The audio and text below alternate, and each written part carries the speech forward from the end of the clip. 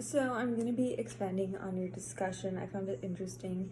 So I wanted to look at another study to compare results. So I'm going to specifically be looking at hypertension. I know you also looked at diabetes, which is very relevant, but I found an article on pre-hypertensive women. So it's the effects of resistance exercise on borderline hypertensive women by Michelle Fisher. So essentially there are like a controls group, and I'm specifically going to be focusing on these 7 women because I found the results to be interesting. So there's 3 sessions. They're each prior to that, they could not smoke, they could not consume caffeine, and they could not be on any medication, but they were pre-hypertensive. The reason that they didn't choose hypertensive individuals was because they did not want to have to weed them off of their medication to determine whether the results were effective or not.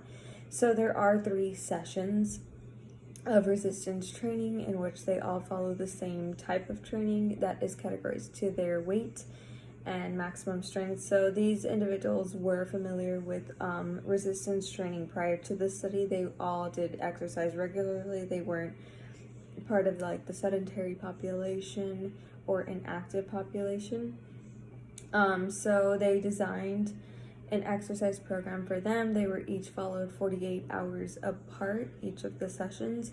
And then after each session, they had to rest for 60 minutes in a peaceful room is what they described it as.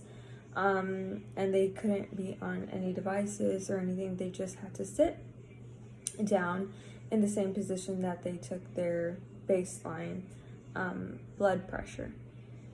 So they also did take their blood pressure every 10 minutes, but they went with the 160 minutes after the exercise was complete. And what I found interesting was, specifically the results, because 4 of the 7 pre-hypertensive women after this were no longer pre-hypertensive, which I found really interesting because it was only 3 sessions. So I thought, it would take more. And these sessions included chest press, seated leg press, bicep brachii curls, knee extension, and tricep brachii extension.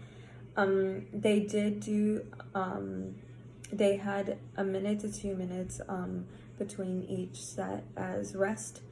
And they also did go up to their 1 RM. So they progressively went there throughout their exercise. So yeah, as I stated, 4 of the 7 women were no longer categorized between pre-hypertensive, but it is important to note that they actually saw greater benefits within the systolic blood pressure.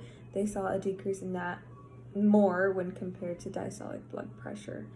And some of these women did decrease in just one category, but it wasn't enough to make them out of the pre-hypertensive category.